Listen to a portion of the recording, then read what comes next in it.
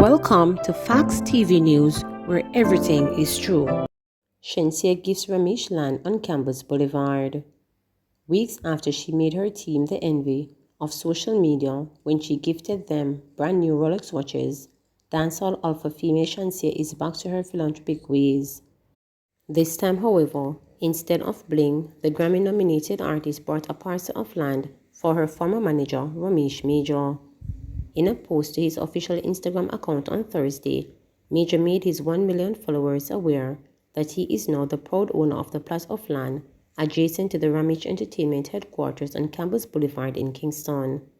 In a short video showing off the property, the artist's manager thanked the Henkel glue artist for her generosity, dubbing the gestures as one of the best gifts ever. You also at Shenseea giving the team's watches. Well, I have gotten one of the best gifts ever. She bought me the land that I could not get that completes me owning the front part of Campus Boulevard. It's all happiness and joy. Hashtag one team, one dream, he captioned the post. That's why me tell the people the good and good the follow uno.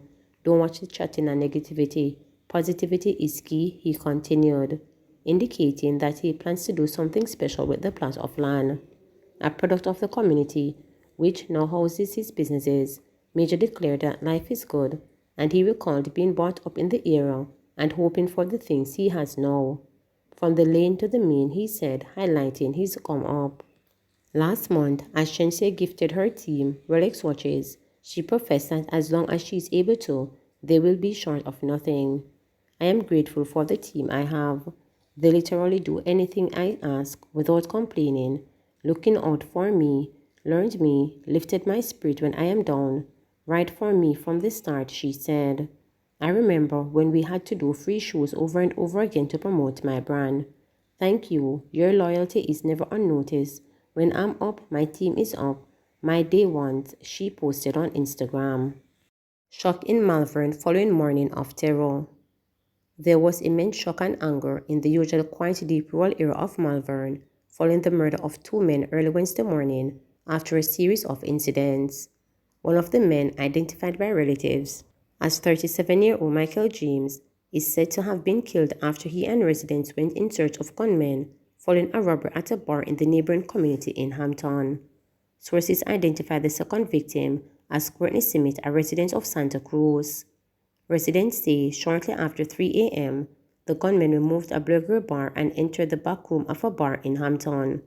The bartender, who was said to have been in the room, was allegedly held at gunpoint and sexually assaulted. The gunmen stole poker boxes, musical equipment, and an undetermined sum of cash, among other items in the bar. Some of the items were later abandoned in bushes by the gunmen. James' brother Rasheen told reporters that following the robbery, residents from Smithfield, Knowles, and Roseberry launched a manhunt for the gunmen. We were actively involved in a community search. 3 communities were involved in the search for the gunmen, he said. Residents said the gunmen killed both men during their bid to escape the area as they were being cornered. James' uncle, Gladstone Chisholm, claimed his nephew recognized one of the gunmen before he was killed. It coming like you have some boy who been traveling because them know the place. I always beat them, My nephew and him track them down, said Chisholm. Residents claimed that the men were killed a mile apart. They said Simmet was not a part of the search for the gunmen. Him just a go about him own business to go on his farm, said one resident.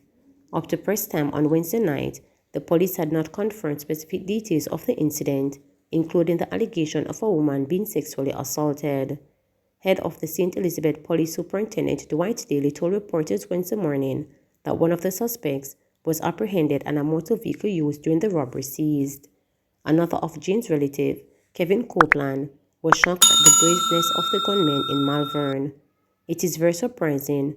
To me, they must spot out the bar, he said in reference to his disbelief that the culprits were surveilling the area before the robbery.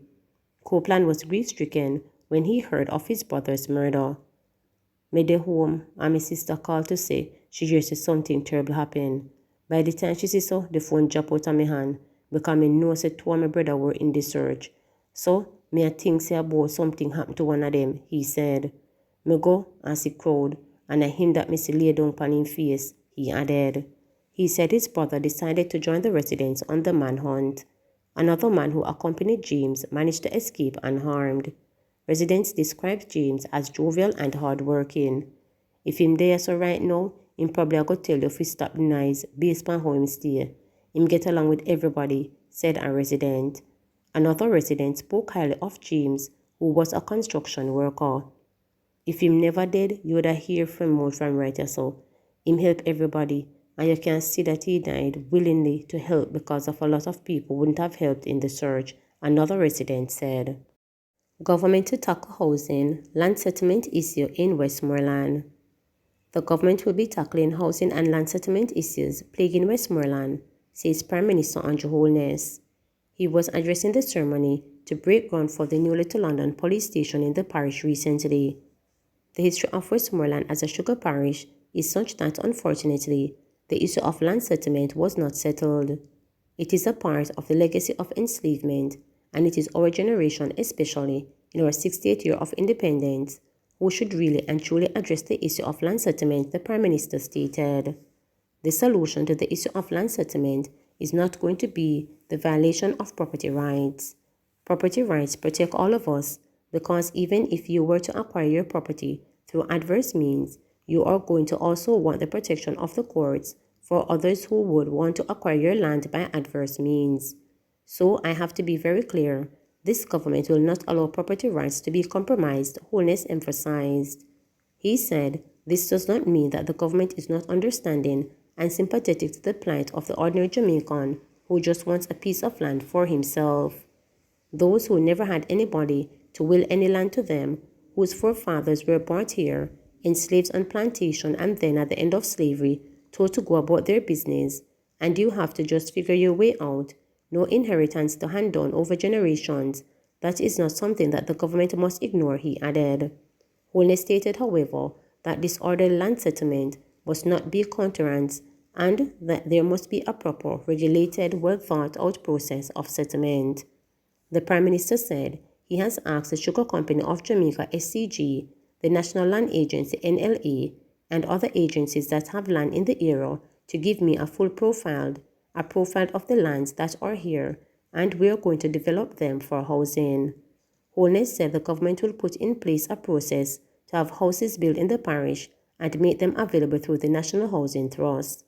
Construction of Little London Police Station, which is being built at a cost of $175 million through the funding from the NHA, is slated to begin this financial year. Schools to develop intervention plan using enslaved, says Williams. Schools across the island are expected to develop their intervention plans using the National School Learning and Intervention Plan (NSLIP), which has been developed by the Ministry of Education and Youth to guide curriculum management for schools. The NSLIP includes extra teaching time for students through summer class and extra lesson homework programs, psychosocial engagements, parental engagements, strict monitoring of attendance, provision of digital learning resources, a robust accountability framework, and focus on customized learning based on assessment data, Portfolio Minister Favour Williams stated. She was making her contribution to the 2022 sectoral debate in the House of Representatives on April 12. The schools are being assisted by a technical team, including student support coaches, special education officers, curriculum officers, national numeracy and literacy coaches, and community relation officers to implement the plan, to track progress, and to address learning challenges. Through these approaches, school leaders will be better able to make crucial decisions about teaching and learning to get students back on track with their learning, stated Williams. She noted that the ministry provided schools with a suite of diagnostic tests for grades 1 to 9 from as early as September 2021. Since then, other school-based formative assessments designed to monitor students' learning have been administered as well. This is an ongoing activity which will be provided to all students as they return to face-to-face classes, the minister said. To date, 6,074 students are making the best use of the ministry's online extra lesson classes, and 11,926 students have registered and are now engaged in the face-to-face extra lesson classes of both primary and secondary schools. 6,175 secondary students and 5,751 primary students. Lifting of pretesting for travel, ill-advised and reckless, Guy says. The People's National Party (PNP) has expressed strong opposition to the government's removal of the COVID-19 pretest requirement for travelers entering Jamaica. The opposition said it would also not support the relaxation of the indoor mask-wearing requirement, which the government does not intend to extend beyond its Friday, April 15 expiry date.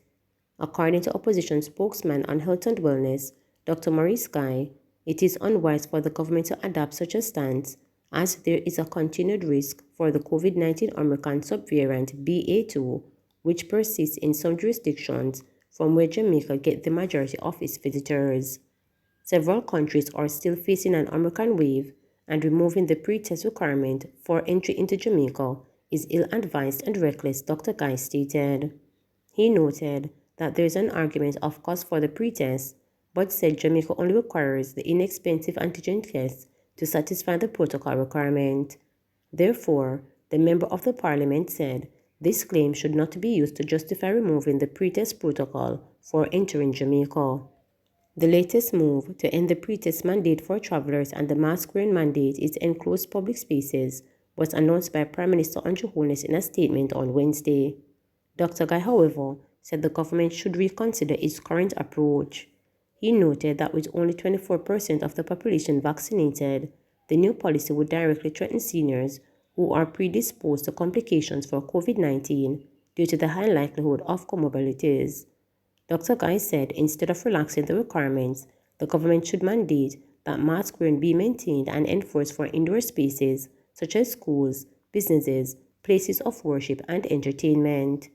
He further reminded the government that the World Health Organization has maintained that the pandemic is not over and stressed that with this ever-increasing numbers of variants being discovered, mask wearing as a simple public health measure be maintained.